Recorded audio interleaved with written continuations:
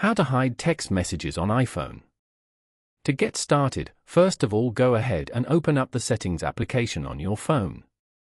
Once you're here, scroll down and go to Notifications. On this page, scroll down and go to Messages. Once you're here, turn off the Allow Notifications feature at the top. Now, go back to the Settings page and go to Apps. And then, tap on Messages. Over here, scroll down to the Message Filtering section and turn on the Filter Unknown Senders feature. Alternatively, open up the Messages application on your phone. Hold the message you want to hide and swipe left. Then, tap on Mute as shown. Go to the top left corner and tap on Filters. Then, tap on Unknown Senders. You can view all the unknown senders messages over here. Following these steps, you can easily hide text messages on iPhone.